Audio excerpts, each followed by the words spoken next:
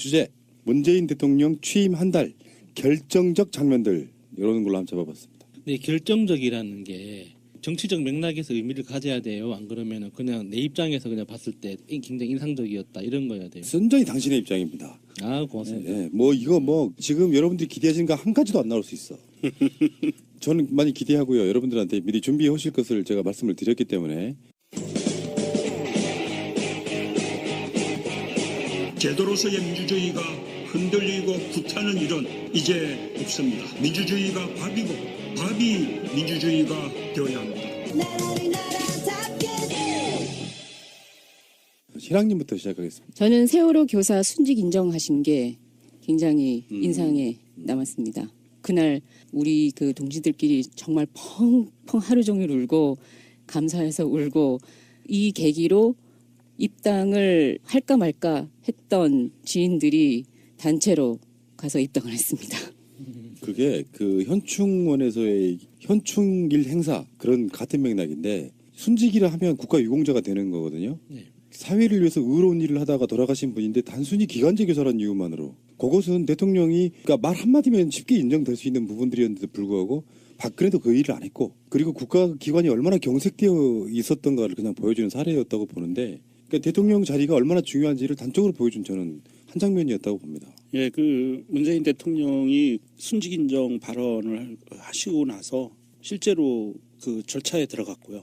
정부에서 행정적인 절차를 들어갔고 약 한 7월에서 8월 정도면 결정이 다 끝난다고 그래요. 예, 그것 때문에 더 열받는 거죠. 그렇죠. 맞습니다. 그렇게 쉽게 갈 수 할 있는 수 있는 걸 그 일부러 안 했다는 뜻이잖아요. 네. 정말 이게 정말 한 줄로 문재인 대통령은 그동안 기간제라는 이유로 순직 인정을 받지 못했던 고 김초원 이지혜 선생님의 순직을 인정하도록 지시했다. 지시만으로 이렇게 빠른 시간 내에 부모님들, 이분들의 부모님과 가족들의 그 많은 아픔과 그리고 그 세월호 가족들의 그 아픔을 정말 많이 치유해 주신 것 같아요. 맞습니다. 자, 첫 번째 장면이었고요. 자, 두 번째 장면은 명정님께 한번 드려볼게요. 저는 그 하나의 장면이 아니고요. 그 한 달간 문재인 대통령의 발언과 행동, 행위, 참석했던 행사들을 보면서 몇 개의 키워드를 갖고 있었어요. 이분이 이제 종합편을 만들어 버리시려고 그러네. 네. 영어로 따지면 이건 롱테이크예요. 아, 이거는 반칙이죠. 이거 반칙이죠. 아니요. 그 두 번째 거는 제가 갖고 있는 거는 짧게 아마 짧게 다 가야 겹칠 돼요. 것 같은데 네. 짧아요. 네. 첫 번째 키워드는 자리 배치입니다. 자리 배치? 인사 문제, 인사 임명. 아니요. 그런 거 아니에요.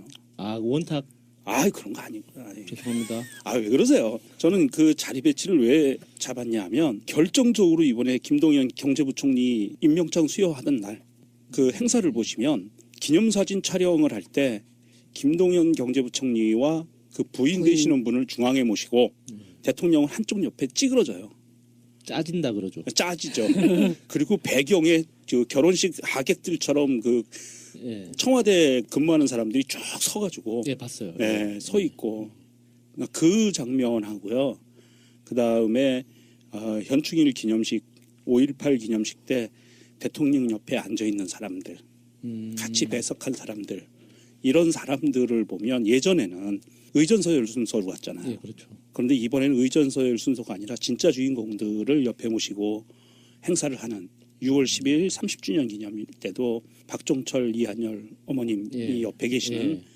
저는 이런 자리 배치라는 단어 하나로 인사 문제가 아니고 문재인 예. 대통령이 갖고 가는 이 정부의 문재인 정부의 민주당 정부의 그 사람에 대한 배려 그리고 정책적으로 어떻게 갈 것인가에 대한 그 모든 게 다 녹아 있다고 봐요. 그래서 저는 이 자리 배치라는 그 단어로 키워드로 그것을 좀 많이 느꼈어요. 굉장히 날카로우신 송곳 같은. 예. 여기 이제 단순하게 그냥 스틸샷이 아니고 진짜 그 아까 말씀하신 것처럼 다 녹아 있는 문재인 대통령의 국무위원들이 이제 청문회 통과해서 올라올 때마다 꽃다발도 준비하기로 했고 옛날에 볼 수 없는 그런 거 그렇죠. 있잖아요. 맞습니다. 예. 그 예전에는 이제 대통령이 앞에 있고 한 명씩 차례로 다가와가지고 인사하고 이렇게 하잖아요. 문재인 대통령이 그 현충원에서 보여준 모습 중에 하나인데 유공자 되신 분들이 이렇게 있잖아요. 그럼 대통령이 움직여요. 그렇죠. 예. 옛날에는 받는 사람들이 움직여 와서 예, 이렇게 악수를 예, 받고 예, 이러잖아요. 예. 그런 게 굉장히 많이 달라진 것 같고 철학이 딱 네. 보이는 거죠. 임명이 되는 순간에 축하합니다라고 이야기를 꼭 하고 저번에 이낙연 총리 임명할 때는 하트 모양이 만들어지는 그 훈훈한 장면도 좀 만들어졌었고 김동연 후보자부터는 이제 부인도 모셔오기로 하는 그런 부분이 생겼고요. 처음 최초입니다. 예. 그런데 이제 그 이야기가 나중에 이제 청와대에서 나온 이야기를 들어보면 여성 장관일 경우 어떻게 하느냐 똑같을 것이다. 그러니까 배우자가 오셔야 되는 거예요. 그 뭐 이게 부인 남편이 아니라 그냥 배우자를 불러서 배우자 같이 참석해서 배우자한테 꽃다발을 전해주고 그리고 앞으로 무지무지하게 부려먹을 거니까 미안합니다라고 미리 사과를 하는 거예요. 아, 이제 앞으로 돌싱 장관도 좀 나왔으면 좋겠네요. 박근혜 같은 그럼 남자친구든지 여자친구든지 오면 되죠. 프랑스 같은 가능하지. 한국 정서는 안 맞구나. 저 자녀도 있어요.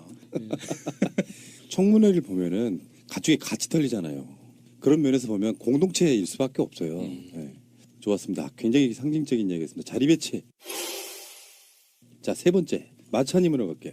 저는 저답게 토리 찡찡이 마루입니다. 이게 지금 우리나라가 벌써 반려동물 1천만 가구 시대가 왔어요. 그러면 그렇게 많아요? 네, 정말 많네요. 정말 많고요. 1천만 가구면 다 있다는 얘기예요. 예. 각 집에 한 마리만 키우는 게 아니라 두, 세, 네 마리도 있잖아요. 그런데다가 요즘 혼밥, 혼술 먹는 사람들 네. 많고 싱글인 사람들이 고양이를 되게 많이 키우거든요. 그런데 문 대통령이 청와대에 입성하시면서 토리라는 유기견을 입양을 하시겠다고 이제 발표를 하셨죠. 유기묘 아니에요? 토리는 유기견이에요? 유기견. 견. 유기견 중에서도 이제 그 도살장에 끌려가기 직전에 아이를 입양을 하신 건데 얘는 또 까만색 강아지라서 잘 안 팔리는 그런 강아지인 거예요. 그럼 입양하기 힘든 네. 아이였었죠. 그런 강아지를 일부러 골라서 데리고 가신 거. 그리고 찡찡이는 이제 유기묘고요. 그러니까 고양이 같은 경우에는 딱히 이제 버림을 받았을 수도 있지만 얘네가 문을 열어서 도망을 가버리면 다시 찾기가 굉장히 어렵거든요. 그래서 이제 이러한 유기묘, 그 다음에 마루는 원래 데리고 계셨던 강아지인데 이걸 경산에서 양산에서 데리고 오실 때도 청와대가 다 정리가 되면 얘를 마지막으로 데리고 오겠다라고 발표를 하셨을 때 그 일정 관리의 세세함, 그러니까 강아지가 스트레스 받을까봐 노견이니까. 개팔자가 상팔자라더니 그런 거를 보면 이번에 문재인 대통령 정부가 들어서면서 물론 사람에 대한 인권에 대한 것도 굉장히 나아지겠지만 더불어서 동물권도 굉장히 정말 몇 단계 뛰어넘을 수 있는 게 아닌가. 지금 대통령의 행보에서 보여주는 것 그리고 미디어가 초점을 맞춰서 이런 이야기를 하는 게 일반 사람들이 지금 가지고 있는 인식에 대한 개선을 확실히 많이 시켜주는 면이 있거든요. 맞습니다. 그리고 그 쉽게 생각할 수 있는 거는 개도 저 정도로 생각해 주시는데 사람이 나는 전 정부는 우리를 개하고 돼지화를 생각을 했었는데 비유를 하고 그리고 심지어 버리고 갔죠. 심지어 버리고까지 갔는데 이분은 살아있는 진짜 개도 저렇게 전 정부에 우리는 그보다도 취급을 못 받았는데 우리는 얼마나 진짜 사람다운 대우를 지금 받을 수 있을까라는 희망을 팍팍 심어주시는 거죠. 저는 반대합니다. 왜요? Y. 이게 왜 내가 그 제일 싫어하는 것 중에 하나가 연예인 가족들 그 일상을 보여주는 프로그램들이 엄청나게 많잖아요. 네. 나 그걸 반대하는 사람이잖아요. 네. 왜 반대하느냐? 그들이 2세들이 연예 권력을 그냥 물려받는 형태가 돼서 온갖 광고들 되게 찍어요. 일반 서민들한테는 엄청난 위화감을 주는 경우가 꽤 있잖아요. 네. 그것처럼 우리 살랑이가 TV를 보면서 나도 저렇게 해줘 할까봐 청와대라고 하는 어마어마한 큰 집에 강아지 이건 뭐 완전 부럽죠. 저도 부럽습니다. 청와대 저도 찡찡이가 부러워요. 청와대 개로 가자 그러면 가시겠어요?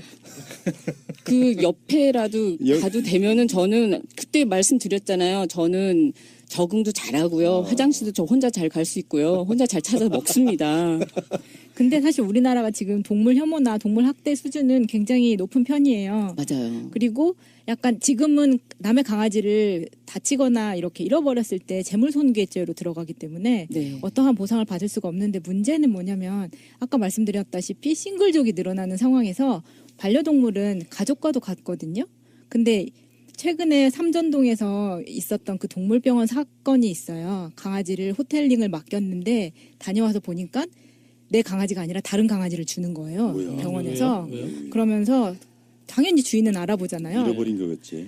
근데 이 사람이 변명을 하기를 청소를 하느라 문을 열어둔 사이에 강아지가 도망가서 못 찾았다. 그래서 대신에 이 강아지라도 가져가라고 한 거예요. 그래서 이 사람이 사료금을 500만 원을 걸고 그 일대를 다 찾기 시작을 했거든요. 근데 결과적으로 이게 이 강아지가 그 동물병원에서 안락사시킨 거였어요. 그러니까 이 원인은 모르겠는데 아무튼 어떤 사고로 이 강아지가 죽게 된 거예요. 그게 그 강아지가 안락사 시킬 강아지하고 그 맡긴 호텔링 맡긴 강아지하고 착각을 해서 맡긴 거예요. 야, 그 강아지는 대체 안 돼요. 강아지 대체할 수가 없다고요. 생명은 제대로 키우면 그거 네. 불가능한 생명은 거예요. 대체가 안 되죠. 네. 예.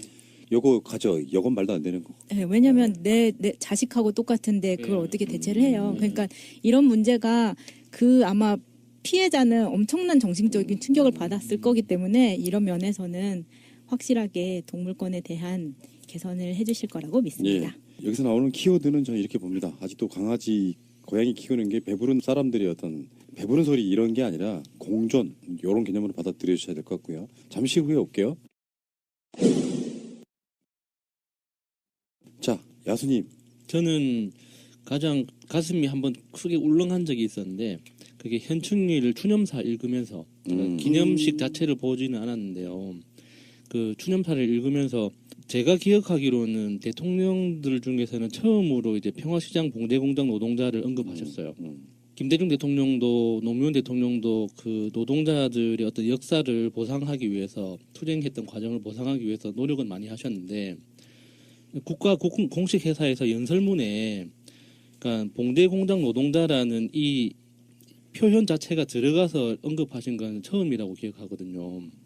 제가 그 봉제공장 그 관련한 비영리 단체에서 이제 노동환경 연구하고 이렇게 인터뷰하고 하는 그런 사업을 한 적이 있었는데 그때 거의 한 2년 넘게 매월 한 달에 한 명씩 심층 인터뷰를 했었어요.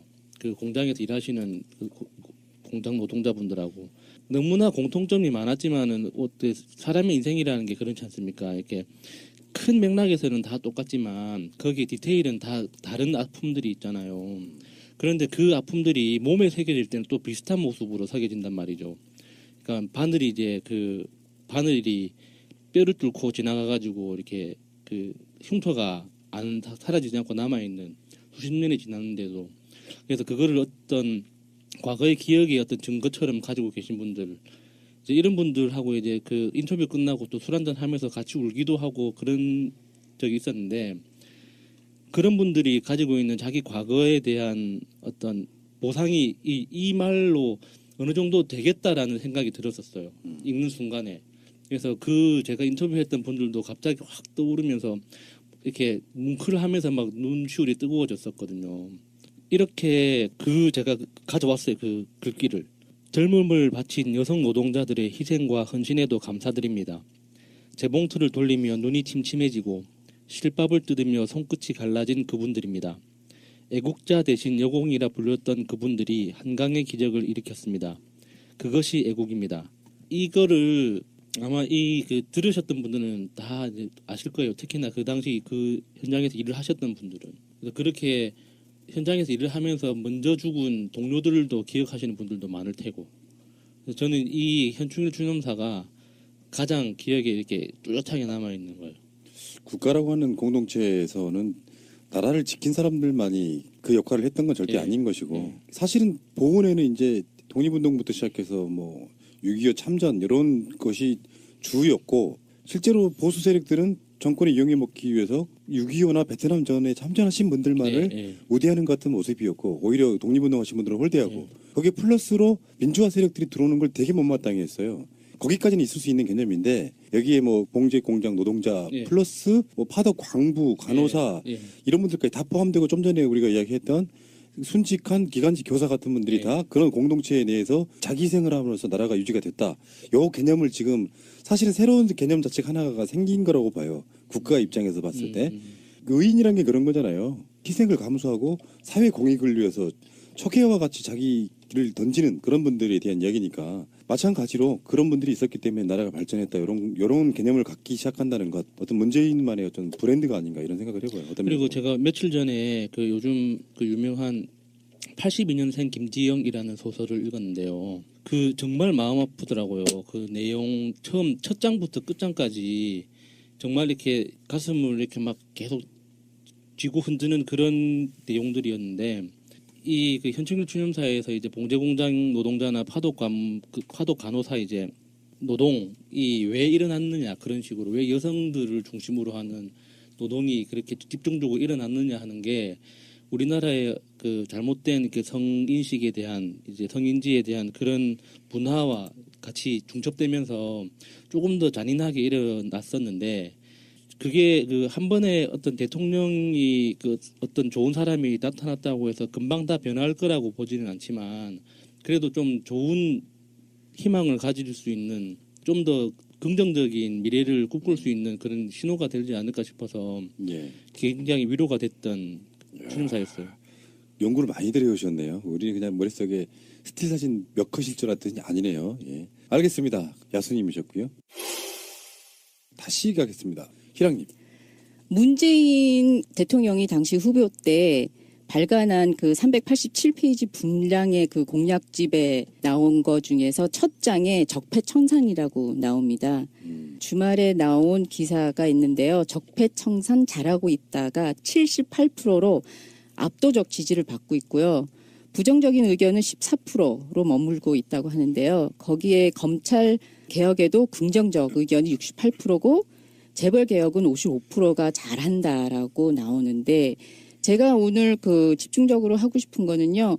친일 독재 등을 미화했다는 논란이 있었던 국정 교과서를 폐지한 장면이 저한테는 정말 의미 있었다고 생각합니다. 오, 국정교과서 폐지. 네. 적폐다. 엄청난 네. 적폐다. 네. 오, 그러네요. 이게 폐기를 지시한 지 19일 만에 지난달이었었죠. 5월 31일 교육부는 중고등학교 역과 교과서 발행 체제를 국정 검정 혼용해서 검정 체제로 전환하는 고시 개정을 완료했다고 밝히기까지 하는 게 완료된 거니까요. 정말 역사는 올바르게 가르쳐야 되잖아요. 우리 후손들한테. 근데 이런 거 봐도 교육부 땡땡땡 것들이 못하는 게 아니고 안 하고 있었던 거죠. 왜 그렇게 무리하게 진행했는지 정말 이해할 수가 없어요. 그게 아무리 박근혜 정부에서 강력하게 밀어붙였다고 하지만 앞뒤 맥락도 없이 어떤 논리도 없이 그 많은 사람들이 반대를 하고 안 된다고 이야기를 해도 그렇게 억지로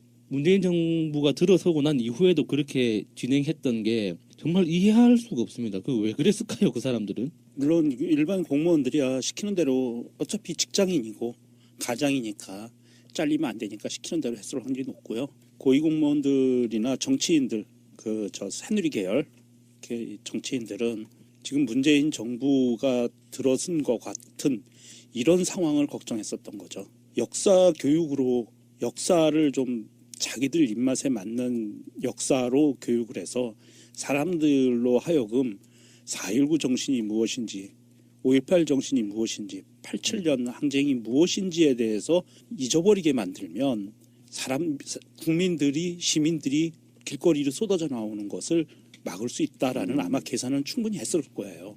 그래서 그런 역사에 대해서 국가 권력이 그 역사를 지필하게 하는 국가 권력에 의해서 입맛에 맞는 역사를 지필하게 하는 이런 시도를 했던 거로 보이고요.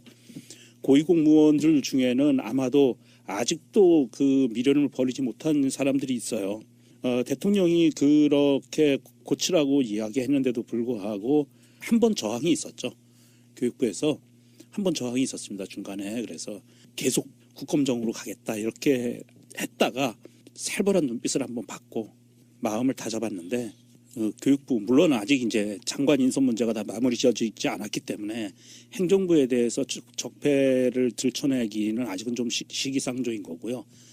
우리 그 청취자분들도 너무 조급하게 생각하지 마시고 일단 이게 행정부 쪽의 적폐 청산은 장관이 인선이 끝나야 돼요. 그래야 장관이 칼을 잡습니다. 대통령이 칼 잡고 각 부처를 치는 거는요. 우리 얼마 전에 겪어봤잖아요. 박근혜가 참 나쁜 공무원 애가 잘린 사람. 네, 이번에 문화관광부 차관으로 영전이 됐는데 그렇게 하면 안 되는 거예요. 그래서 장관을 임명하고 그리고 장관에 의해서 그 행정부처에서 잘못된 부분들을 바로잡아 나갈 수 있는 이런 그 민주적인 제도에 따라서 그 적폐를 청산할 수 있는 시스템을 갖춰 나가는 거죠. 그 역사 이야기가 잠깐 나와서 그런데요. 그 도정환 문체부 장관 후보자에 대해서 역사관 문제 삼는 사람들이 다 사실 친일 역사관을 갖고 있는 사람들이에요. 어떻게 보면은 그래서 이게 역사 전쟁이란 말도 있고요. 100년 전쟁도 다시 역사 전쟁이고 뭐 그런 측면들이 있는 것이고 국정교과서 폐지 같은 경우는 코미디 같은 장면이 하나 있었죠. 그 전에 아무도 채택을 안 하니까 나중에 교육부에서 뭐라 그러냐면 그러면 보조 교재라도 써줘 이렇게. 네. 연구학교로 해서 써주면 그 교과서 써주면 돈 주겠다. 그렇죠. 예. 지원해주는 연구학교 게 있어요. 지정 이것도 있었고요. 이것에 대해서 트윗 하나 읽어드리겠습니다. 나도 모르겠다 님의 트윗입니다. 국정교과서가 폐지되었다는데 그거 만들고 진행한 놈들 서명서도 하나 안 나오냐. 자기들의 역사적 대업이 휴지 조각이 되었는데 할 말도 없나벼라고 올려주셨습니다. 그렇네요. 근데 이거 하겠다고 그렇게 난리 생난리 쳐놓고선 이게 뭐 폐지된다면은 서명서라도 올려야 되는 거 아니에요? 그 상징적이란 거라도. 기억납니다. 그 TF 팀이 뭐 대학로 어디에 있던 곳에 당시 민주당 의원들이 급습을 하니까 그 어버이연합들 술 먹고 와가지고 깽판 맞습니다. 부리던 기억. 네. 그리고 지필진이 누군지 전혀 밝히지를 못하고 전공이 아닌 사람 상업교사가 들어가서 역사 교과서 집필하고 뭐 그랬던 기억들이 나는데 이것도 정말 미스테리긴 해요. 아까 말씀하신 것처럼 사드 배치도 마찬가지고 국정교과서도 마찬가지고 정말 미스테리야. 도대체 있을 수 없는 일들이 일어났단 말이에요. 그러니까 이 사람들이 정말 존재하는지를 묻고 싶은. 예. 자, 희랑님 굉장히 연구를 많이 하셨네요. 네, 감사합니다. 기간제 교사 순직 인정, 국정교과서 폐지. 좋았습니다. 자, 다음 6번째는 명정님한테 가겠습니다. 전 또 키워드인데요. 자꾸 이게 너무 범위를 넓혀놔서 죄송하기도 한데 제가 두 번째로 잡았던 키워드는 사랑입니다. 사랑. 저 양반도 이상하게 또 로맨스 그레이를 왜 자꾸 그 반칙하는 기분인데 이거? 아니, 제가 포괄적 개념을 갖고 왔어요 지금. 이거 포괄적으로 갖고 왔는데 예. 예, 부딪히진 않을 거예요. 제가 살짝 피해서 하느라 예. 이렇게 포괄적으로 갖고 왔고요. 사랑이라고 제가 뽑은 거는 사랑에는 반드시 따라가는 문재인 대통령이 따라가는 행동이 있어요. 사랑하는 마음이 돌발 행동으로 따라가요. 뭔지 알 것 예, 같아. 그래서 5.18 기념식하고 현충일 추념식에서 보면 돌발 행동이 나와서 악수하고 가서 안내하고 안아주고 예. 같이 슬퍼해주고 예. 이런 게 있죠. 예. 그런 것과 또 하나는 그 트윗 속가복에서 잠깐 얘기했는데 산책 중에 만난 정원사와 악수하는 스스럼 없는 장면. 그리고 청와대에 들어가다가 말고 중간에서 차 세우고 거기에서 나와 있는 시민들과 같이 사진 찍고 예. 공연도 보고 그리고 군악대 장병들과 악수하면서 이야기를 나누는 그런 돌발 행동. 이게 나는 문재인 대통령이 갖고 있는 가장 큰 어떤 인성이라고 봐요.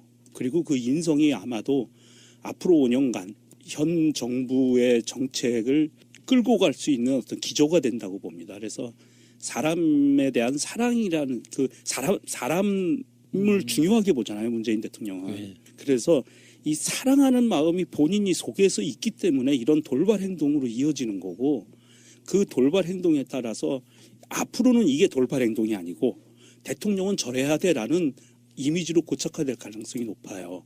앞으로 5년 동안 물론 그 후에 정권 연장이 돼서도 그 다음 대통령도 그렇고 계속 나올 수 있는 부분들이 사랑하는 마음으로 사람을 사랑하는 마음으로 그 사람을 상대로 국민 시민들을 상대로 정책을 짤 때 과연 그 사람들이 힘들어하고 억울해할 수 있는 정책을 과연 가져갈 수 있을 것인가. 그렇지 않다고 보거든요. 문재인 대통령의 인성에서 첫 번째는 저는 그리고 지나간 한 달 동안을 보면서 저 사람은 정말 나라다운 나라 그리고 사람을 위하는 나라 이런 거를 구호만이 아니라 진짜 이게 가슴속에서 몸에 체득화돼 있어서 그냥 우러러 나오는 이런 사람이구나. 그럼 앞으로 5년간도 아마도 똑같은 행보가 이어질 것 같다. 그냥 말뿐이 아니기 때문에 좀 그런 기대감을 많이 갖게 돼요. 그리고 몸소 그 사랑이라고 하면은 신혼여행이 떠오르잖아요. 많은 사람들이 결혼식, 신혼. 9주 중 다쳐서 결혼 늦춘 소방관의 대통령 명령이다. 신혼여행 가라라고 또 말씀하셨잖아요. 그 부분 제가 다른 방송에서도 했던 이야기는 한 번 할게요. 네. 저만 알 수 있는 것들. 소리를 너무 많이 들어본 사람이 느끼는 것. 문재인 같은 감성을 지니야 알아챌 수 있는 것들. 대통령이 직속 상관으로서 명한다는 건 직속 상관만 가능한 거잖아요. 대통령으로서 한테퍼 망설여요. 네. 본인이 명령이란 말을 못하는 거예요. 맞아요. 근데 그 사람한테 좋은 일이기 때문에 자기도 어색해하면서 명령이라고 이야기합니다. 신혼여행 가란 말을. 거기서 난 문재인의 인품이 완전 반해버린 거 아니에요.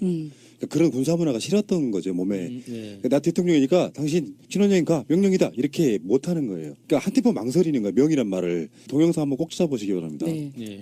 그리고 굉장히 얼굴 그 표정 자체가 단어를 말을 해야 되는데 그리고 그거를 웃고 넘어가고 하시잖아요. 그때 그런데 본인이 이거를 말을 해놓고도 불구하고 아 이거 어떡하지? 명령이라는 게 너무 센 단어인데 라는 그 모습 자체가 굉장히 그 명령을 진짜 받겠습니다라고 하고 싶은 그런 문재인 대통령의 성격이 드러나는 게 그 후보 시절에 곤란한 말을 들으면은 하하하하 싸우기 싫고 하는 그런 성격이 드러난 것 같아요. 사랑. 저 양반이 뭔가를 찾아내며 있어가지고 다른 결로 지금 하고 있는데 이거 굉장히 높은 점수를 저는 드리고 싶어요. 감사합니다. 그래서 모든 걸 다 포괄해버려. 어떻게 보면 얌체 같지. 우리 형님 오늘 꽃가도 아니, 입고 오셨는데 사랑하시나 봐. 아니 제가 두 가지 키워드를 낸 게 지금 세 분이 말씀하실 키워드에서 중복은 안 될 거예요. 그거 살짝 피한 거예요. 그러니까 예. 그것까지도 배려했다 그러면 님은 방송의 천재십니다. 자, 알겠습니다. 명정님이셨고요. 자, 7번째 키워드는 마차님께 드리겠습니다. 저의 키워드는 김용수입니다. 김용수? 네. 그 방통위 김용수 상임위원이 미래부 2차관으로 임명됐을 때 저는 좀 여기서 약간 흠칫했었거든요. 첫 번째로 희락 언니가 말씀하셨던 세월호 교사 순직 인정했을 때 그때는 정말 좀 충격이었고요. 이때 이 차관을 임명했을 때는 방금 명종님이 말씀하셨던 그 사랑하고는 저는 전혀 반대의 이야기를 하고 싶어요. 왜냐하면 우리가 경선이나 이 대선 과정을 치를 때는 문재인이 고구마라는 이미지를 탈피하기 위해서 그러니까 이 이미지를 탈피할 수 있을까 이런 의심을 많이 했기 때문에 반대편의 사람들은 문재인을 많이 공격을 했다고 생각을 하거든요. 그런데 임명 후에 세월호 교사 순직 인정 한 방에 딱 때리면서 약간 사이다라는 이미지를 줬다면 이 미래부 2차관으로 김용수를 옮겼을 때는 아 이런 전략을 쓸 수도 있구나. 왜냐하면 그 전에는 뭐 예를 들어서 이런 사랑의 컨셉이었을 때는 사람 좋기만 한 대통령 혹은 좀 약해 보이는 그냥 인심 좋은 아저씨. 좋은 게 좋은 걸로만 가거나 아니면 물러 터졌어. 이런 이야기를 들을 수 있는데 어떻게 하면 아 저는 솔직히 아 인생을 이렇게 살 수도 있구나 이런 생각을 했거든요. 이 사람을 빼내기 위해서 적하고 굉장히 대치되는 상황이 일어날 수도 있는데 이걸 나도 좋고 너도 좋은 윈윈 전략을 쓰면서 어떻게 보면 제가 사내 정치의 피해자로서 봤을 때 아 이건 정말 신의 한 수라고 부를 수도 있을 만한 뭔가 맞습니다. 통쾌함이 있는 거예요. 그러니까 이 사람이 정말 보기 싫은데 그렇다고 해서 이 사람을 완전 한직으로 내칠 수도 없어. 왜냐하면 여론이라는 것도 봐야 되기 때문에. 그런데 아씨 이렇게 할 수 있는 이런 방법이 있다니 하는 걸 느꼈거든요. 이거는 약간 전제가 필요합니다. 뭐냐면 김용수라고 하는 사람이 나름 그분의 굉장히 실력자인 거예요. 그 사람이 방통위원으로 있기보다는 미래부로 가는 것이 훨씬 더 바람직하기도 하고 그가 그걸 받아들였다고 하는 것은 뭐냐면은 문재인의 사람이 됐다는 뜻입니다. 그러니까 우리가 생각했을 때 말도 안 되는 사람을 빼내기 위해서 말도 안 되는 자리에 앉혔다는 게 아니라 그 사람 자체가 황교안으로부터 임명받은 사람이지만 기본적인 자질이 충분히 되는 사람이었기 때문에 정말 그 사람도 좋고 문재인 대통령도 좋은 신의 한 수를 꺼내든 거라고 저는 보고 여론인사 본 적 없잖아요. 네, 너무 창의적인 거예요. 이 방법 자체가. 그러니까 푸나님 말씀은 이번에도 문재인 대통령이 눈 끔뻑끔뻑하면서 꼬셨다는 거예요? 그랬을 확률이 높아요. 네.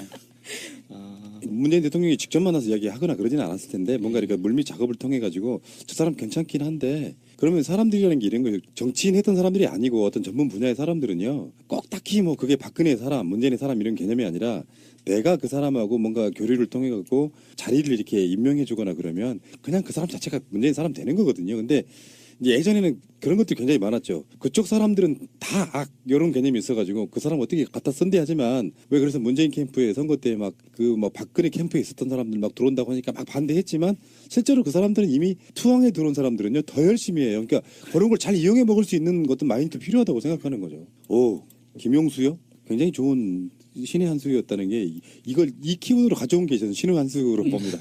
저는 많이 배웠어요. 예, 예. 자 좋은 내용이었고요.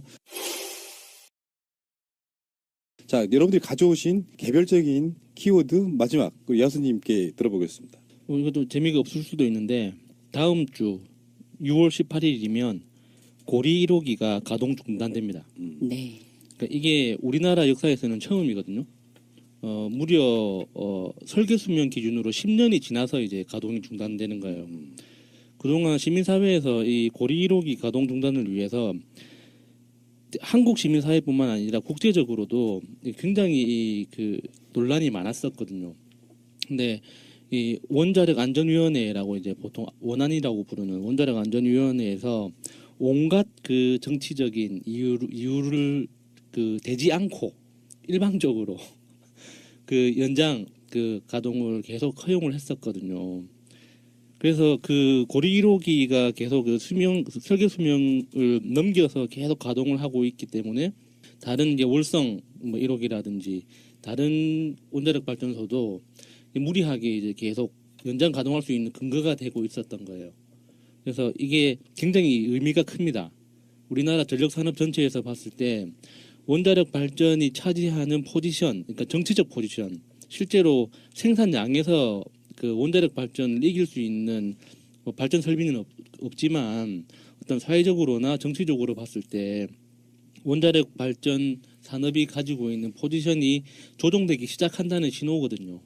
그리고 이제 기술적으로도 이렇게 절차를 통해서 그 체계적으로 절차를 거쳐서 가동 중단하는 것도 그 아마 세계 최초거나 굉장히 선도적인 케이스죠. 대부분 정치적인 이유나 안 그러면 사고 때문에 사고가 나가지고 안 그러면 기술적으로 그 대처 능력이 부족해서 어쩔 수 없이 가동 중단하는 경우는 있었어도 이렇게 설계 수명이 지나서 그 절차를 지켜서 하는 경우는 별로 없었거든요. 그러니까 여러모로 이제 의미가 있는 거예요. 그래서 원자력 업계에서도 이거를 계기로 해서 원자력 발전소 폐로 원자로 자체를 폐기시키는 이 기술이 아직 전 세계적으로 갖추어진 나라가 없어요. 그러니까 우리나라도 이거에 좀 투자해서 새로운 글로벌 산업을 일으킬 수 있는 계기도 됐으면 하는 마음도 있고요. 그 야수님이 우리 방송에 처음으로 컨택하실 때 보냈던 메일의 내용도 맞아요. 이거랑 연관이 있었죠. 네. 결국에는 이제 뭐 원안위가 정권이 안 바뀌었으면 이런 결정 못 하죠. 직접 간접적으로 저는 그 메시지가 들어갔다고 보고요. 원자력 안전위원회가 사실은 원자력 핵발전소 발전위원회 이런 역할을 네. 되게 해왔던 측면이 장려위원회 네. 이런 거였죠. 핵발전 장려위원회, 융성위원회, 뭐 부흥위원회 이런 역할을 해가지고 안전관을 굉장히 멀었던 측면이 있었고요. 알겠습니다. 여러분들 준비해 오신 거 굉장히 감동적이었고요. 저도 하나 해야죠. 네. 저는 진정성 볼 수 있는 최고의 장면을 이것 꼽습니다. 노무현 대통령 8주기 취임식장에서의 연설 중에 대통령으로 참석하는 건 이것이 마지막입니다. 네. 모든 국민들의 대통령이 돼서 성공한 대통령으로 다시 오겠습니다. 이것은 영화 대사 같은 거잖아요. 노무현 대통령 주기마다 9주기, 10주기, 11주기, 12주기 현직 대통령으로 올 수 있는데 돌아가신 대통령들 많아요. 하다못해 이승만부터 시작해서 윤보선, 박정희, 그 후로도 뭐 김영삼, 김대중, 노무현 대통령이 있잖아요. 근데 일단 모두 대통령이 되려면 그 행사장에 다 가야 됩니다. 추도식마다. 대통령으로서는 그게 일단 마음적으로 불편할 수 있지만 저는 그게 두 번째 문제라고 생각이 들고 친문에 머물러 있는 자기 지지자라고 하는 분들만이 아니라 어떤 사람들에게도 똑같은 대통령의 역할을 하고 싶은 거예요.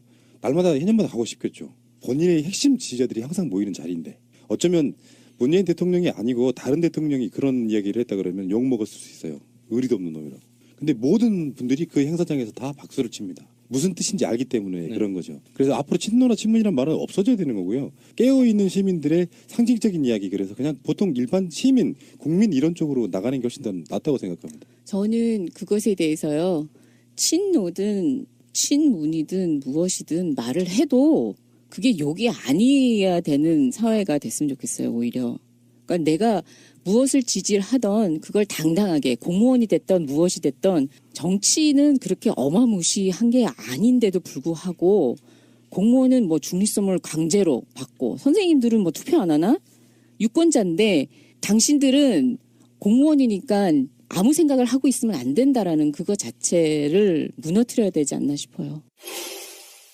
자, 그러면은 저까지 9개가 나왔는데 킵해두고 있었다라든지 뭐 이렇게 말을 못하고 있었다라든지 하는 것들 하나씩 있을 거라고 봐요. 네. 자, 하나씩 한번 더 꺼내봅시다. 임을위한 행진곡을 같이 불렀지 않습니까? 네. 근데 딱 우연찮게 이제 노무현 대통령을 중심으로 손을 흔드는데 그 리듬이 안 맞아가지고 문재인 대통령. 예. 문재인 대통령. 문재인 대통령이 그 가운데서 굉장히 리듬을 맞추기 위해서 굉장히 빵 터졌던 기억이 있습니다. 그 전에도 한번 이 박자를 못 봐주셔가지고 대통령은 그러니까- 그거 하나가 험이다라고 그러니까 했는데 뭔가 좀 아쉬웠어요. 그래서 네. 차라리 그냥 보통 우리 몸에 익은 것처럼 주먹을 종질하는 거 있지 않습니까? 그렇게 하면 왜 안 될까? 그냥 힘차게 주먹을 흔들어도 되는데 꼭 그렇게 옆 사람 손을 붙잡고 흔들었어야 됐나? 그래서 우리 인이를 그렇게 괴롭혔어야 됐나? 주먹질은 투쟁의 의미가 좀 강하고 네. 손잡고 있는 거는 화합의 의미가 좀 강했고요. 그리고 그 우리 인이를 그렇게 힘들게 했었는데 그 다음에는 바로 김정숙 여사가 그렇죠. 바로 잡아줬어요 옆에서. 이 비슷한 얘기가 나와서 그런데 김원걸 위원장 얼마 전에 인터뷰했잖아요. 네. 제가 좀 이상한 짓을 했어요. 뭐 하셨어요? 우리 녹음실에 보면은 노무현 대통령의 그림이 하나 있어요. 예. 그 이하 작가가 그린 건데요.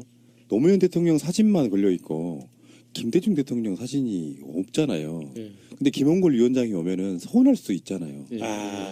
저번에 왔을 때 인터뷰 때 걸려 있었어. 1기, 2기, 3기 대통령들의 어떤 그 초상이 있는데 저는 전혀 김대중 대통령을 배제하고 싶은 생각은 없는데 이하 작가님이 노무현 대통령 사진만 액자를 주셨어요. 이하 작가님이 잘못했네. 그래서 그때 당시에는 아무 생각 없이 그냥 인터뷰라고 보내드렸는데 그래서 제가 속으로 다음에 두 번째 오시면 인터뷰를 할 때 저 사진 어떻게 하지 하고 했다가 살짝 이렇게 치워놨었어요. 인터뷰하는 시간 동안만. 그랬구나. 그러면서 제가 속으로 그랬습니다. 다시 그 사진을 원상 복귀시키면서 대통령님 제 마음 이해하시죠? 그러니까 이게 그 인터뷰 내용에도 그런 게 나와요. 그러니까 지역 감정적인 부분에 있어가지고 김대중 대통령이 이렇게 홀대받고 예. 사실은 민족적인 영웅 중에 한 사람인데 홀대받고 하는 것들에 대한 이야기가 나오는데 진짜 이건 이하 작가님 잘못이에요. 저는 김대중 대통령이나 노무현 대통령이나 똑같이 좋아하고 존경하는데 그 초상 그린 것이 하나밖에 없어가지고 사진을 치우게 하면서 이렇게 사진 다시 한번 깨끗이 닦아드리면서 죄송합니다라고 했던 기억이 나고요. 아이고 저 이하 작가님 방송 들으시면 김대중 대통령님하고 문재인 대통령님 사진 그 그림 2개 보내주세요. 뭐 하나로 그냥 다 손잡고 계시는 것도 괜찮고요. 뭐 굳이 2개 뭐 그리실 필요까지 이제 없습니다. 김원걸 위원장님이 그러실 분은 아닌데 오해하실 분은 아닌데 그럼요. 문재인 대통령과 비슷하다니까 결이 세심해. 상대방이 뭐랄까 조금이라도 이렇게 마음에 조금이라도 어떤 부담이랄까 상처가 있을까봐. 특전사. 네, 그렇죠. 그렇게 무서운 부대일수록 마음은 되게 세심하고요, 디테일이 강하고요, 여리고 그렇습니다. 예. 세월호 참사 후 박근혜 정권에서 신설된 그 국민안전처 자체가 폐지되고 국민안전처 내에 있던 소방청과 해양경찰청이 독립하게 되는 사건이 있었잖아요. 그리고 아까 우리 이야기했던 그 사랑 42년 만에 소방청이 독립이 되는 사건이 저한테는 굉장히 좋았습니다. 왜냐하면 방문하셨던 그 소방소 자체가 용인에 있었던 거고요. 우리 용인 그 영웅들이 그랬어요? 네 거기서 그 발표하신 것 자체에 대해서 정말 뿌듯했습니다. 우리 이니께서 기랑님을 아시네. 방송 듣고 있네. 그런데 자부심 가지라고. 그런데 그 6월 7일 날에 일선 소방서를 방문한 대통령이 문 대통령이요 간담회 들어가시기 전에 그 새까맣게 타버린 소방관의 보호 장구 자체를 보신 거예요. 이게 사진이 나왔을 때는 언제 어떻게 되는지 모르겠는데 간담회 들어가시기 전에 이걸 보고 굉장히 마음 아파하시는 걸 그 무릎 꿇고 했다는 것 자체가 정말 가슴이 찡하잖아요. 그렇죠. 네, 맞습니다. 현장 중요합니다. 그 문재인 대통령이 무릎이 참 가벼우신 것 같아요. 아무한테나 뭐 그러냐. 막 꿇어 그냥 여기저기 막 꿇어. 무거우니까 자꾸 내려가서 꿇은 거예요. 초등학생한테. 이야기 나온 김에 또 김원걸 위원장이 귀가 좀 간지러우시겠는데 키가 엄청 크시잖아요. 예. 그렇게 크신 줄 몰랐어. 내가 작은 근데 마차님이 좀 큰 편은 아니잖아요. 예. 근데 사진을 찍으려고 하는데 그냥 그대로 서서 찍으시는 거야. 아직 디테일이 없는 거야. 제가 겨드랑이 밑에 붙어 있더라고요. 저번에는 저하고 있을 때는 우리 그랬잖아요. 그때는 앉아 앉은 계셨죠. 키나 저희가 쓴 키나 그닥 뭐 차이가 나지 않았었잖아요. 그래서 위원장님 이거 문재인 대통령한테 좀 배우셔야겠어요 했습니다. 키가 작거나 그런 여성분들이나 초등학생이나 이런 친구들한테는 키를 낮춰주잖아요. 그래서 아 맞다 그러면서 키를 되게 낮춰주시더라고. 예, 그런 기억도 있고 아무튼 문재인 대통령은 그런 지점에서 왜 사소한 하나하나가 어쩌다 한번 보여주는 이벤트 왜 이런 거 있잖아요. 박근혜와 비교를 한번 해보면은 세월호 그 어마어마한 참사가 일어나가지고 안산에 가서 추모 행사를 하는데 가짜 유족 할머니 위로하는 것 같은 그런 짓거리 말고요. 연출되고 그 하나하나의 장면들이 겹치면 그게 진심이 되는 거잖아요. 사인지 꺼내려고 막 당황해하는 초등학생 앞에서 이렇게 기다려주고 무릎 꿇고 기다려주니까 가방도 잡아주시고 기다려주고요. 그런 것들이 너무 이렇게 쌓이다 보니까 이 사람 원래 그런 사람이구나라고 느끼게 되는 거예요. 박근혜 같은 사람들 청와대 그 산책하고 그럴 때 옆에 정원사 하시는 분들이 그 작업하고 있으면 거기서 아는 척했을까요? 작업을 못하게 했겠죠. 아예 그 그렇지, 경우들이 지나가는 사이에. 그렇죠.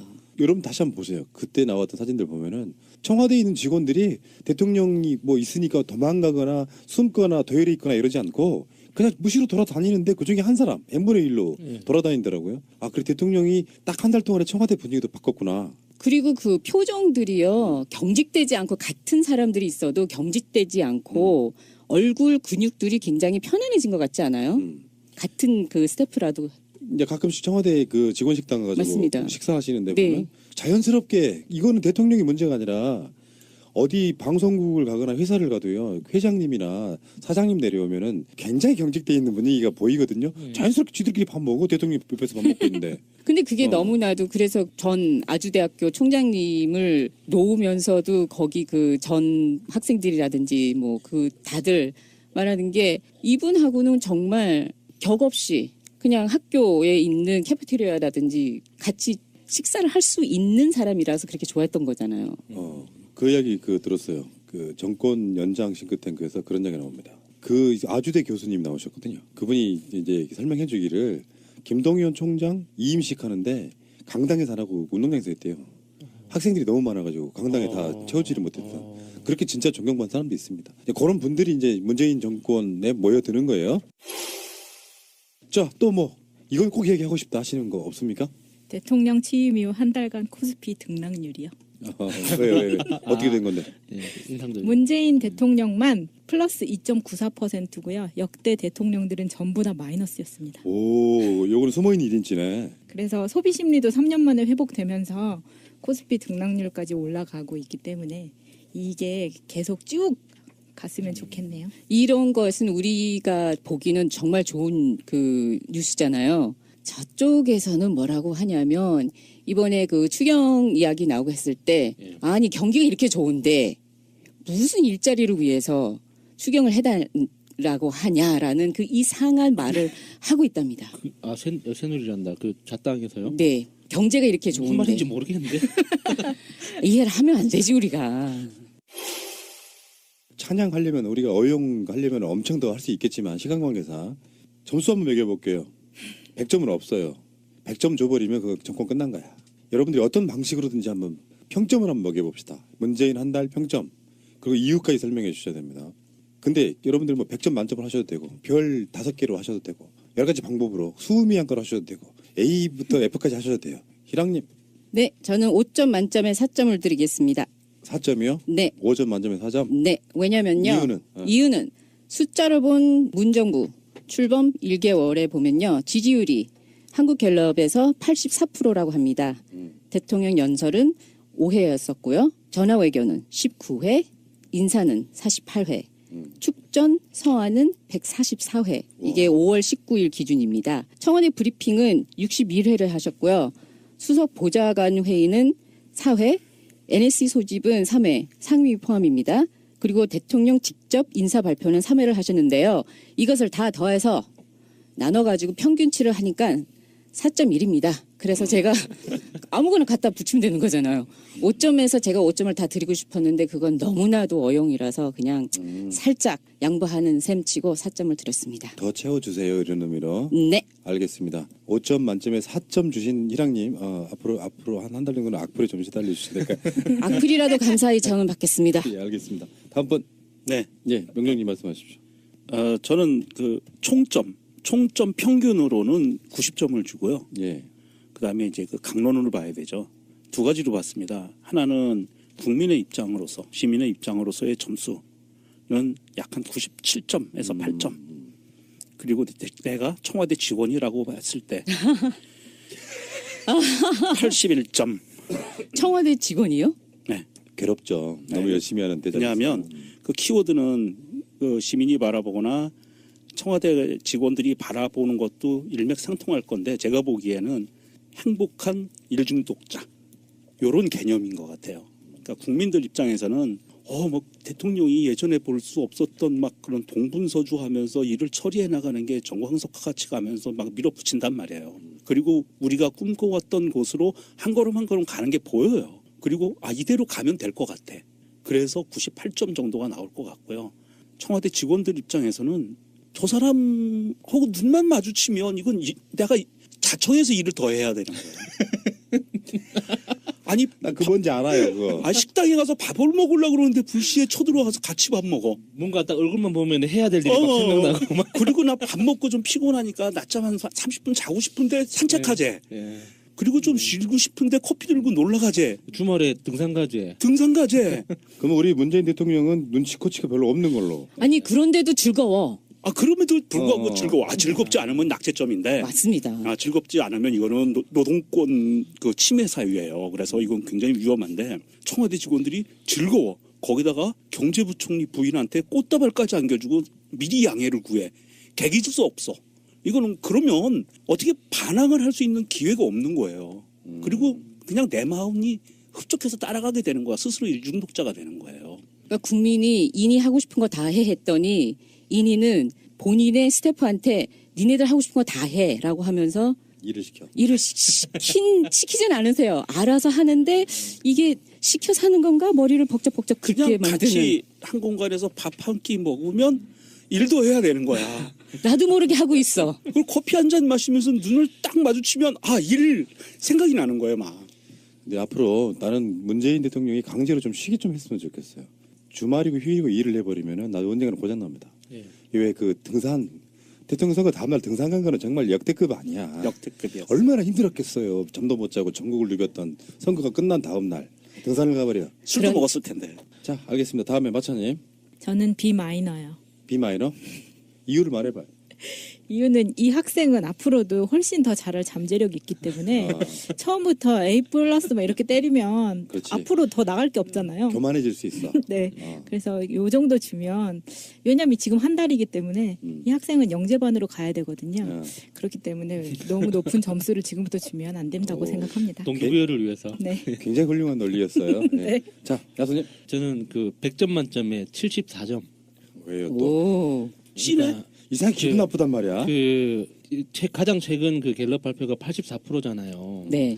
얼마 전에 그 라디오에 국민의당 대변인이 그 강경화 후보 그 사퇴해야 된다.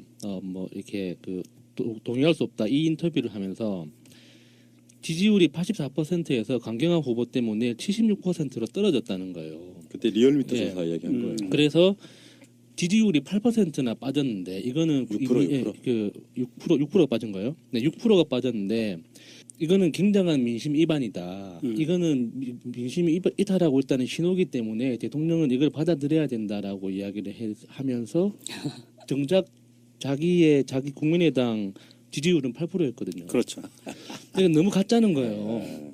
박스권에 사실 그냥 갇혔어. 프라님이 자주 하시는 말씀이지만 60% 이상이 넘으면 사실상 그 통계에서 대부분 찬성하고 있다고 봐도 그 상관없지 않습니까? 맞습니다. 그러니까 지금 84% 지지율은 너무 과도한 거예요. 어허. 그러니까 거품이 섞여 있기 때문에 한 74% 정도의 지지율에서 박스권에 갇혔으면 좋겠다. 예, 박스권. 예, 확장성 없는 박스권에 딱 갇혀가지고 73에서 75 사이를 왔다 갔다 하는 지지율이 계속 이어지기를 바라는 마음에 74점 딱 이렇게 예. 줍니다. 알겠습니다. 잘 들었고요. 감사드리고요. 저도 마지막으로 점수를 드릴 텐데요. 사유자의 권한으로 선풀을 받겠습니다. 문재인 대통령의 점수는 124점 드리겠는데요. 에라이 진짜. 흠 잡을 게 없어가지고 또 플러스 점 드리는데 124점은 문재인 대통령의 생일입니다. 1월 24일. 여러분들 당하셨습니다. 에이 어용 방송 맞네. 나 이런 거 좋아. 감사드리고요. 문재인 이대로 쭉. 화도 간호사 이제 노동이 왜 일어났느냐 그런 식으로 왜 여성들을 중심으로 하는 노동이 그렇게 집중적으로 일어났느냐 하는 게 우리나라의 그 잘못된 그 성인식에 대한 이제 성인지에 대한 그런 문화와 같이 중첩되면서 조금 더 잔인하게 일어났었는데 그게 그 한 번에 어떤 대통령이 그 어떤 좋은 사람이 나타났다고 해서 금방 다 변할 거라고 보지는 않지만 그래도 좀 좋은 희망을 가질 수 있는 좀 더 긍정적인 미래를 꿈꿀 수 있는 그런 신호가 되지 않을까 싶어서 예. 굉장히 위로가 됐던 추념사였어요. 연구를 많이 들여오셨네요. 우리는 그냥 머릿속에 스틸 사진 몇 컷일 줄 알았더니 아니네요. 예. 알겠습니다. 야수님이셨고요. 다시 가겠습니다. 희랑님. 문재인 대통령이 당시 후보 때 발간한 그 387페이지 분량의 그 공약집에 나온 거 중에서 첫 장에 적폐청산이라고 나옵니다. 주말에 나온 기사가 있는데요. 적폐청산 잘하고 있다가 78%로 압도적 지지를 받고 있고요. 부정적인 의견은 14%로 머물고 있다고 하는데요. 거기에 검찰 개혁에도 긍정적 의견이 68%고 재벌 개혁은 55%가 잘한다라고 나오는데 제가 오늘 그 집중적으로 하고 싶은 거는요. 친일 독재 등을 미화했다는 논란이 있었던 국정 교과서를 폐지한 장면이 저한테는 정말 의미 있었다고 생각합니다. 오, 국정교과서 폐지. 네. 적폐다. 엄청난 적폐다. 네. 오, 그러네요. 이게 폐기를 지시한 지 19일 만에 지난달이었었죠. 5월 31일 교육부는 중고등학교 역과 교과서 발행 체제를 국정 검정 혼용해서 검정 체제로 전환하는 고시 개정을 완료했다고 밝히기까지 하는 게 완료된 거니까요. 정말 역사는 올바르게 가르쳐야 되잖아요. 우리 후손들한테. 근데 이런 거 봐도 교육부 땡땡땡 것들이 못하는 게 아니고 안 하고 있었던 거죠. 왜 그렇게 무리하게 진행했는지 정말 이해할 수가 없어요. 그게 아무리 박근혜 정부에서 강력하게 밀어붙였다고 하지만 앞뒤 맥락도 없이 어떤 논리도 없이 그 많은 사람들이 반대를 하고 안 된다고 이야기를 해도 그렇게 억지로 문재인 정부가 들어서고 난 이후에도 그렇게 진행했던 게 정말 이해할 수가 없습니다. 그 왜 그랬을까요, 그 사람들은? 물론 일반 공무원들이야 시키는 대로 어차피 직장인이고 가장이니까 잘리면 안 되니까 시키는 대로 했을 확률이 높고요. 고위공무원들이나 정치인들 그 저 새누리 계열 정치인들은 지금 문재인 정부가 들어선 것 같은 이런 상황을 걱정했었던 거죠. 역사 교육으로 역사를 좀 자기들 입맛에 맞는 역사로 교육을 해서 사람들로 하여금 4.19 정신이 무엇인지 5.18 정신이 무엇인지 87년 항쟁이 무엇인지에 대해서 잊어버리게 만들면 국민들이 시민들이 길거리로 쏟아져 나오는 것을 막을 수 있다라는 아마 계산은 충분히 했을 거예요. 그래서 그런 역사에 대해서 국가 권력이 그 역사를 집필하게 하는 국가 권력에 의해서 입맛에 맞는 역사를 집필하게 하는 이런 시도를 했던 거로 보이고요. 고위공무원들 중에는 아마도 아직도 그 미련을 버리지 못한 사람들이 있어요. 대통령이 그렇게 고치라고 이야기했는데도 불구하고 한 번 저항이 있었죠. 교육부에서. 정부가 들어서면서 물론 사람에 대한 인권에 대한 것도 굉장히 나아지겠지만 더불어서 동물권도 굉장히 정말 몇 단계 뛰어넘을 수 있는 게 아닌가. 지금 대통령의 행보에서 보여주는 것 그리고 미디어가 초점을 맞춰서 이런 이야기를 하는 게 일반 사람들이 지금 가지고 있는 인식에 대한 개선을 확실히 많이 시켜주는 면이 있거든요. 맞습니다. 그리고 그 쉽게 생각할 수 있는 거는 개도 저 정도로 생각해 주시는데 사람이 나는 전 정부는 우리를 개하고 돼지화를 생각을 했었는데 비유를 하고 그리고 심지어 버리고 갔죠. 심지어 버리고까지 갔는데 이분은 살아있는 진짜 개도 저렇게 전 정부에 우리는 그보다도 취급을 못 받았는데 우리는 얼마나 진짜 사람다운 대우를 지금 받을 수 있을까라는 희망을 팍팍 심어주시는 거죠. 저는 반대합니다. 왜요? Y. 이게 왜 내가 그 제일 싫어하는 것 중에 하나가 연예인 가족들 그 일상을 보여주는 프로그램들이 엄청나게 많잖아요. 네. 나 그걸 반대하는 사람이잖아요. 네. 왜 반대하느냐? 그들이 2세들이 연예 권력을 그냥 물려받는 형태가 돼서 뭔가 광고들 되게 찍어요.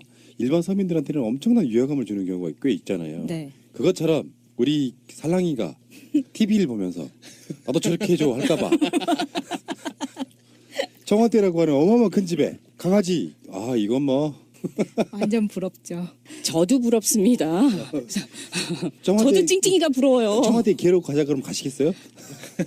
그 옆에라도 가도 되면은 저는 그때 말씀드렸잖아요. 저는 적응도 잘하고요. 화장실도 저 혼자 잘 갈 수 있고요. 혼자 잘 찾아 먹습니다. 근데 사실 우리나라가 지금 동물 혐오나 동물 학대 수준은 굉장히 높은 편이에요. 맞아요. 그리고 약간 지금은 남의 강아지를 다치거나 이렇게 잃어버렸을 때 재물손괴죄로 들어가기 때문에 네. 어떠한 보상을 받을 수가 없는데 문제는 뭐냐면 아까 말씀드렸다시피 싱글족이 늘어나는 상황에서 반려동물은 가족과도 같거든요. 근데 최근에 삼전동에서 있었던 그 동물병원 사건이 있어요. 강아지를 호텔링을 맡겼는데 다녀와서 보니까 내 강아지가 아니라 다른 강아지를 주는 거예요. 뭐야? 병원에서. 왜요? 그러면서 당연히 주인은 알아보잖아요. 잃어버린 거겠지. 근데 이 사람이 변명을 하기를 청소를 하느라 문을 열어둔 사이에 강아지가 도망가서 못 찾았다. 그래서 이 대신에 이 강아지라도 가져가라고 한 거예요. 그래서 이 사람이 사료금을 500만 원을 걸고 그 일대를 다 찾기 시작을 했거든요. 근데 결과적으로 이게 이 강아지가 그 동물병원에서 안락사시킨 거였어요. 그러니까 이 원인은 모르겠는데 아무튼 어떤 사고로 이 강아지가 죽게 된 거예요. 그게 그 강아지가 안락사 시킬 강아지하고 그 맡긴 호텔링 맡긴 강아지하고 착각을 해서 바뀐 거예요. 야, 그 강아지는 대체 안 돼요. 강아지 대체할 수가 없다고요. 생명인데 제대로 생명은- 키우면 그거 네. 불가능한 생명은 거예요. 대체가 안 되죠. 네. 예. 요거 가져. 요건 말도 안 되는 거. 네, 왜냐하면 내 자식하고 똑같은데 그걸 어떻게 대체를 해요. 그러니까 이런 문제가 그 아마 피해자는 엄청난 정신적인 충격을 받았을 거기 때문에 이런 면에서는 확실하게 동물권에 대한 개선을 해주실 거라고 믿습니다. 예. 여기서 나오는 키워드는 저는 이렇게 봅니다. 아직도 강아지, 고양이 키우는 게 배부른 사람들의 어떤 배부른 소리 이런 게 아니라 공존 이런 개념으로 받아들여 주셔야 될 것 같고요. 잠시 후에 올게요. 자, 야수님. 저는 가장 가슴이 한번 크게 울렁한 적이 있었는데 그게 현충일 추념사 읽으면서 기념식 자체를 보지는 않았는데요. 그 추념사를 읽으면서 제가 기억하기로는 대통령들 중에서는 처음으로 이제 평화시장 봉대공장 노동자를 언급하셨어요. 김대중 대통령도 노무현 대통령도 그 노동자들의 어떤 역사를 보상하기 위해서 투쟁했던 과정을 보상하기 위해서 노력은 많이 하셨는데 국가 공식 회사에서 연설문에 그러니까 봉대공장 노동자라는 이 표현 자체가 들어가서 언급하신 건 처음이라고 기억하거든요. 제가 그 봉대공장 그 관련한 비영리 단체에서 이제 노동환경 연구하고 이렇게 인터뷰하고 하는 그런 사업을 한 적이 있었는데 그때 거의 한 2년 넘게 매월 한 달에 한 명씩 심층 인터뷰를 했었어요. 그 공장에서 일하시는 그 공장 노동자분들하고 너무나 공통점이 많았지만은 사람의 인생이라는 게 그렇지 않습니까? 이렇게 큰 맥락에서는 다 똑같지만 거기에 디테일은 다 다른 아픔들이 있잖아요. 그런데 그 아픔들이 몸에 새겨질 때는 또 비슷한 모습으로 새겨진단 말이죠. 그러니까 바늘이 이제 그 바늘이 뼈를 뚫고 지나가가지고 이렇게 그 흉터가 안 사라지지 않고 남아 있는 수십 년이 지났는데도 그래서 그거를 어떤 과거의 기억의 어떤 증거처럼 가지고 계신 분들 이제 이런 분들하고 이제 그 인터뷰 끝나고 또 술 한잔 하면서 같이 울기도 하고 그런 적이 있었는데 그런 분들이 가지고 있는 자기 과거에 대한 어떤 보상이 이 말로 어느 정도 되겠다라는 생각이 들었었어요. 읽는 순간에. 그래서 그 제가 인터뷰했던 분들도 갑자기 확 떠오르면서 이렇게 뭉클하면서 막 눈시울이 뜨거워졌었거든요. 이렇게 제가 가져왔어요. 그 글귀를. 젊음을 바친 여성 노동자들의 희생과 헌신에도 감사드립니다. 재봉틀을 돌리며 눈이 침침해지고 실밥을 뜯으며 손끝이 갈라진 그분들입니다. 애국자 대신 여공이라 불렸던 그분들이 한강의 기적을 일으켰습니다. 그것이 애국입니다. 이거를 아마 들으셨던 분들은 다 이제 아실 거예요. 특히나 그 당시 그 현장에서 일을 하셨던 분들은. 그래서 그렇게 현장에서 일을 하면서 먼저 죽은 동료들도 기억하시는 분들도 많을 테고. 그래서 저는 이 현충일 추념사가 가장 기억에 이렇게 뚜렷하게 남아 있는 거예요. 국가라고 하는 공동체에서는 나라를 지킨 사람들만이 그 역할을 했던 건 절대 예. 아닌 것이고 사실은 보훈에는 이제 독립운동부터 시작해서 뭐 6.25 참전 이런 것이 주였고 실제로 보수 세력들은 정권을 이용해 먹기 위해서 6.25나 베트남 전에 참전하신 분들만을 예, 예. 우대하는 것 같은 모습이었고 오히려 독립운동하신 분들은 홀대하고 거기에 플러스로 민주화 세력들이 들어오는 걸 되게 못마땅해 했어요. 거기까지는 있을 수 있는 개념인데 여기에 뭐 봉제 공장 노동자 예. 플러스 뭐 파덕 광부 간호사 예, 예. 이런 분들까지 다 포함되고 좀 전에 우리가 이야기했던 순직한 기간직 교사 같은 분들이 예. 다 그런 공동체 내에서 자기 희생을 함으로써 나라가 유지가 됐다. 요 개념을 지금 사실은 새로운 개념 자체가 하나가 생긴 거라고 봐요. 국가 입장에서 봤을 때. 의인이란 게 그런 거잖아요. 희생을 감수하고 사회 공익을 위해서 척해와 같이 자기를 던지는 그런 분들에 대한 이야기니까 마찬가지로 그런 분들이 있었기 때문에 나라가 발전했다. 이런 개념을 갖기 시작한다는 것 어떤 문재인만의 어떤 브랜드가 아닌가 이런 생각을 해봐요. 어떤 그리고 면에서. 제가 며칠 전에 그 요즘 그 유명한 82년생 김지영이라는 소설을 읽었는데요. 그 정말 마음 아프더라고요. 그 내용 처음 첫 장부터 끝장까지 정말 이렇게 가슴을 이렇게 막 계속 쥐고 흔드는 그런 내용들이었는데 이 그 현충일 추념사에서 이제 봉제공장 노동자나 파독감 의전서열 순서로 갔잖아요. 예, 그렇죠. 그런데 이번에는 의전서열 순서가 아니라 진짜 주인공들을 옆에 모시고 행사를 하는 6월 10일 30주년 기념일 때도 박종철, 이한열 어머님이 예. 옆에 계시는 예. 저는 이런 자리 배치라는 단어 하나로 인사 문제가 아니고 문재인 예. 대통령이 갖고 가는 이 정부의 문재인 정부의 민주당 정부의 그 사람에 대한 배려 그리고 정책적으로 어떻게 갈 것인가에 대한 그 모든 게 다 녹아 있다고 봐요. 그래서 저는 이 자리 배치라는 그 단어로 키워드로 그것을 좀 많이 느꼈어요. 굉장히 날카로우신 송곳 같은 예. 여기 이제 단순하게 그냥 스틸샷이 아니고 진짜 그 아까 말씀하신 것처럼 다 녹아 있는 문재인 대통령의 국무위원들이 이제 청문회 통과해서 올라올 때마다 꽃다발도 준비하기로 했고 옛날에는 볼 수 없는 그런 거 그렇죠. 있잖아요. 맞습니다. 예. 그 예전에는 이제 대통령이 앞에 있고 한 명씩 차례로 다가와가지고 인사하고 이렇게 하잖아요. 문재인 대통령이 그 현충원에서 보여준 모습 중에 하나인데 유공자 되신 분들이 이렇게 있잖아요. 그럼 대통령이 움직여요. 그렇죠. 예. 옛날에는 받는 사람들이 움직여 와서 이렇게 예, 악수를 예, 받고 이러잖아요.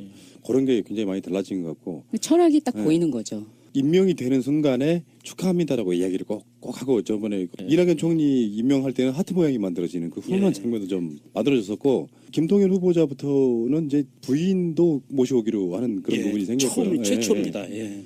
그런데 이제 그 이야기가 나중에 이제 청와대에서 나온 이야기를 들어보면 여성 장관일 경우 어떻게 하느냐 똑같을 것이다. 그러니까 배우자가 오셔야 되는 거예요. 그 뭐 이게 부인 남편이 아니라 그냥 배우자를 불러서 배우자 같이 참석해서 배우자한테 꽃다발을 전해주고 그리고 앞으로 무지무지하게 부려먹을 거니까 미안합니다라고 미리 사과를 하는 거예요. 아 이제 앞으로 돌싱 장관도 좀 나왔으면 좋겠네요. 박근혜 같은 그럼 남자친구든지 여자친구든지 오면 되죠. 프랑스 같은 가능하지. 한국 정서는 안 맞구나. 저 자녀도 있어요. 청문회를 보면은 가족이 같이 털리잖아요. 그런 면에서 보면 공동체일 수밖에 없어요. 네. 좋았습니다. 굉장히 상징적인 이야기였습니다. 자리 배치. 자, 세 번째 마차님으로 갈게요. 저는 저답게 토리 찡찡이 마루입니다. 이게 지금 우리나라가 벌써 반려동물 1천만 가구 시대가 왔어요. 그러면 그렇게 많아요? 네, 정말 많네요. 정말 많고요. 1천만 가구면 다 있다는 얘기예요. 예. 각 집에 한 마리만 키우는 게 아니라 두, 세, 네 마리도 있잖아요. 그런데다가 요즘 혼밥, 혼술 먹는 사람들 네. 많고 싱글인 사람들이 고양이를 되게 많이 키우거든요.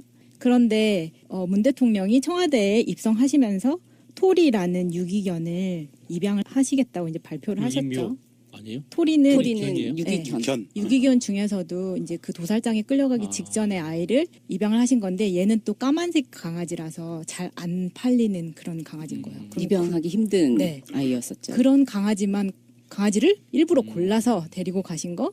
그리고 찡찡이는 이제 유기묘고요. 그러니까 고양이 같은 경우에는 딱히 이제 버림을 받았을 수도 있지만 얘네가 문을 열어서 도망을 가버리면 다시 찾기가 굉장히 어렵거든요.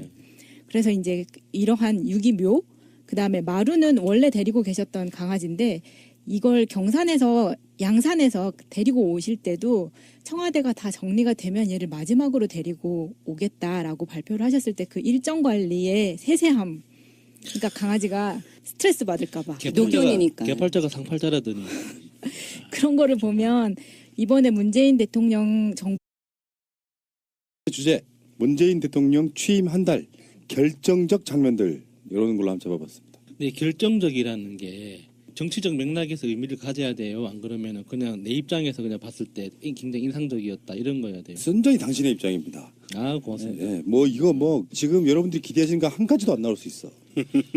저는 많이 기대하고요. 여러분들한테 미리 준비해 오실 것을 제가 말씀을 드렸기 때문에 제도로서의 민주주의가 흔들리고 구타는 일은 이제 없습니다. 민주주의가 밥이고 밥이 민주주의가 되어야 합니다. 실학님부터 시작하겠습니다. 저는 세월호 교사 순직 인정하신 게 굉장히 인상에 남았습니다. 그날 우리 그 동지들끼리 정말 펑펑 하루 종일 울고 감사해서 울고 이 계기로 입당을 할까 말까 했던 지인들이 단체로 가서 입당을 했습니다. 그게 그 현충원에서의 현충일 행사 그런 같은 맥락인데 순직이라 하면 국가유공자가 되는 거거든요. 네. 사회를 위해서 의로운 일을 하다가 돌아가신 분인데 단순히 기간제 교사라는 이유만으로 그것은 대통령이 그러니까 말 한마디면 쉽게 인정될 수 있는 부분들이었는데도 불구하고 박근혜도 그 일을 안 했고 그리고 국가기관이 얼마나 경색되어 있었던가를 그냥 보여주는 사례였다고 보는데 그러니까 대통령 자리가 얼마나 중요한지를 단적으로 보여준 저는 한 장면이었다고 봅니다. 예, 그 문재인 대통령이 순직 인정 발언을 하시고 나서 실제로 그 절차에 들어갔고요. 정부에서 행정적인 절차를 들어갔고 약 한 7월에서 8월 정도면 결정이 다 끝난다고 그래요. 예, 그것 때문에 더 열받는 거죠. 그렇죠. 맞습니다. 그렇게 쉽게 갈 수 할 수 있는 있는 거예요. 걸 그 일부러 안 했다는 뜻이잖아요. 네. 정말 이게 정말 한 줄로 문재인 대통령은 그동안 기간제라는 이유로 순직 인정을 받지 못했던 고 김초원 이지혜 선생님의 순직을 인정하도록 지시했다. 지시만으로 이렇게 빠른 시간 내에 부모님들, 이분들의 부모님과 가족들의 그 많은 아픔과 그리고 그 세월호 가족들의 그 아픔을 정말 많이 치유해 주신 것 같아요. 맞습니다. 자, 첫 번째 장면이었고요. 자, 두 번째 장면은 명정님께 한번 드려볼게요. 저는 그 하나의 장면이 아니고요. 그 한 달간 문재인 대통령의 발언과 행동, 행위, 참석했던 행사들을 보면서 몇 개의 키워드를 갖고 있었어요. 이분이 이제 종합편을 만들어 버리시려고 그러네. 네. 영어로 따지면 이건 롱테이크예요. 아, 이거는 반칙이죠. 이거 반칙이죠. 아니요. 그 두 번째 거는 제가 갖고 있는 거는 짧게 아마 짧게 다 가야 겹칠 돼요. 것 같은데 네. 짧아요. 네. 첫 번째 키워드는 자리 배치입니다. 자리 배치? 인사 문제, 인사 임명 아니요. 그런 거 아니에요. 원탁 그런 거 아니고. 죄송합니다. 왜 그러세요? 저는 그 자리 배치를 왜 잡았냐면 결정적으로 이번에 김동연 경제부총리 임명장 수여하던 날 그 행사를 보시면 기념사진 촬영을 할 때 김동연 경제부총리와 그 부인 되시는 분을 중앙에 모시고 대통령은 한쪽 옆에 찌그러져요. 짜진다 그러죠. 짜지죠. 그리고 배경에 그 결혼식 하객들처럼 그 예, 청와대 근무하는 사람들이 쭉 서가지고 예 봤어요. 서 있고 그 장면하고요. 그 다음에 현충일 기념식 5.18 기념식 때 대통령 옆에 앉아 있는 사람들, 같이 배석한 사람들 이런 사람들을 보면 예전에는